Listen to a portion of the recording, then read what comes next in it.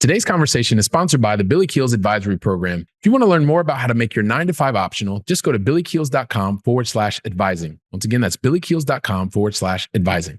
You're listening to the Going Long podcast, the #1 podcast for the strategies, tactics, and actions high wage earners need for living an intentionally designed life of wealth and resilience. Welcome to the Going Long podcast. We're back once again to continue to help to educate you so you feel much more comfortable as well as confident in building the wealthy and resilient life that you're looking to build and do that much faster. I'm your host, Billy Keels, and I am so excited to welcome you back to another one of these brief episodes to give you what you need and also be able to put it into action. So I also want to say thanks so much to each and every one of you that continue to download the podcast, continue to share the podcast.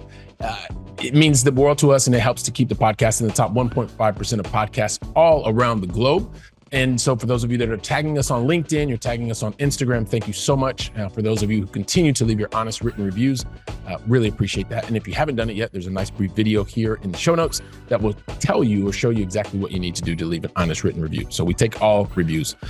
And for those of you who want to check out any of the more than 410 episodes of the podcast at this point in time, go to billykeels.com/podcast. Once again, that's billykeels.com/podcast. So I want to talk to you about today is one of the things that I hear very frequently, right? So constantly having calls week after week, number of people looking to find out more about our advisory program. And as we come in and we really explore a lot of the different challenges really that are happening at the office or in their businesses, maybe small business or just new opportunities that they want to be able to explore. There's a number of things that really comes up. And this is really specifically related to those of you that are in the workplace environment, especially if you're in a big multinational like I was. Like I was in a company that had 150,000 employees around the globe. And so you start to see a lot of patterns. And one of the patterns that we talk about quite frequently is, you want to be able to increase your work satisfaction, but with so many people at the office, there are so many different things and opportunities or people that are vying for your time. What you want to be able to do is increase your job satisfaction, and you want to have an increase in productivity related to the job satisfaction without feeling completely bogged down.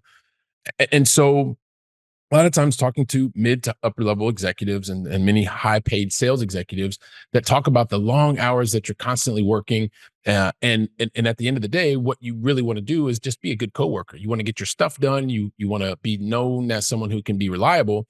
And like I said, you really want to be known for having that improved work quality and really would love to be able to have some visibility for promotion or have excess time so you could do other things. Well, a lot of the things that come up, right? And what I want to talk to you about, how you can get to that increased job satisfaction is really by being able to establish some very clear boundaries and specifically be able to do that at work. Like, I don't know if any of these sound familiar to you, but a lot of the things that we talk about on these calls every week is the things that are vying for your time, especially in very large companies. You've got, you're the high performing employee, and you're also the person who's very nice and open to everybody. And so quite frequently you have people that are knocking on your door or giving you a call and saying, "Hey, I've got this part of my job, but can you help me to do this?" And so before you know it, you're also helping other people to do their job, not once or twice, but quite frequently.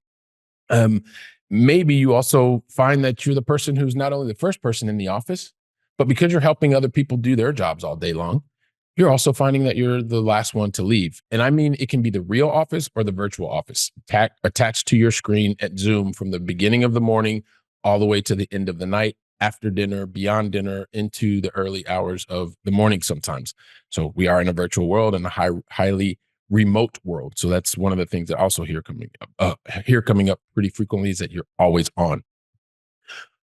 I don't know, misplaced priorities. One of the things that happens a lot of times is when you're supposed to be doing your job, because you're worried about upward mobility, you are doing so many other things other than the key performance indicators that your job pays you your salary and or your bonus or your management by objectives, MBOs. And you find yourself really focusing on the things that are not the most important things, the things that the company set out in your roles and responsibilities. And before you know it, you're helping everybody else, but you're not focused on your core thing.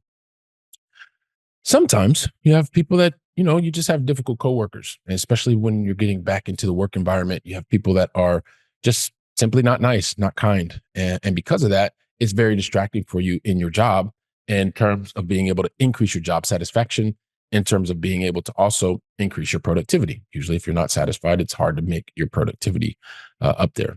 And then one of the other things I quite frequently hear is just, and it breaks my heart to hear this, but people that just, you may not like your job. You simply dislike your job. That's heartbreaking. And it's one of those things that we really dig deep into and dive and explore to truly understand what is it that's driving the dislike for your job.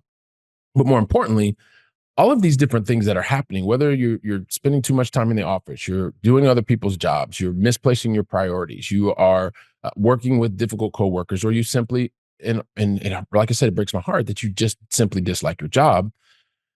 You look around and you see, wow, that there are other coworkers of yours that are happy, they're energetic, they're getting their job done, they're sitting at the top of the charts each time, on the head of the KPIs, the leaderboards, all that kind of stuff. And so you're wondering a little bit. And one of the things that we talk about, I really want to make it super simple. The thing that you can be looking for when you have this lack of satisfaction in your job and you want to be able to increase your boundaries are really two simple steps, right? Number one is take responsibility for your work.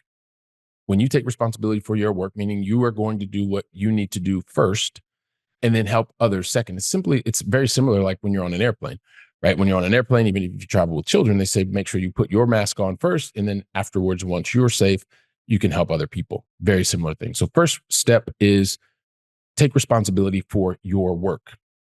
And then secondly, and this is really, it's 2A and 2B. First of all, set very clear boundaries and make sure that you respect and are having your boundaries respected at the office. So with that, it's one of these things that you want to make sure that not only are you taking responsibility for your work, you're setting clear boundaries around your work. Because when you do that, and it's not easy to do right in the very beginning, right? It's something that takes some time. And so it's rather to start sooner rather than later.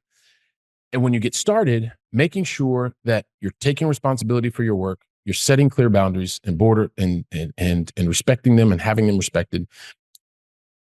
Once you get there, hey, listen, you may not feel like you're not the perfect coworker, and that's okay, because what is actually happening when you do these two simple steps, take responsibility for your work and set and have your clear boundaries respected, you're going to find that you are increasing the satisfaction of your job because you're working on the things that are important to you and the outcomes that your employer expects. You're also going to find over time, you're going to have a lot less additional requests of your time and from your colleagues, which is also a big bonus for you.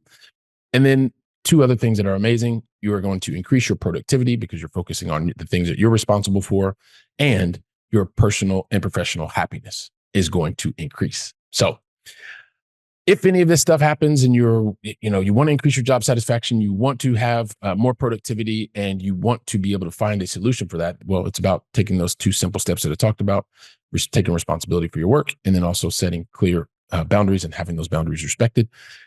And so listen, these are just two very simple steps that you can take. If you're having challenges with this, put them in place. If you've got questions, reach out. And if you know of someone who is facing these challenges, share today's episode with them. Share the episode and you all can get together, have a conversation, make it really really simple. Because if you can be the person that brings this solution to someone else and helps them, well, that's also great for you. So listen, like I said, take today's episode, share it with others, make the most of it. And while you are putting this episode into action in your own life, I'll be here preparing for the next episode. So until then, go out and make it a great day. Thank you very much. Today's conversation was sponsored by the Billy Keels Advisory Program. If you're looking to make your 9-to-5 optional and need some help, just go to billykeels.com/advising. Once again, that's billykeels.com/advising.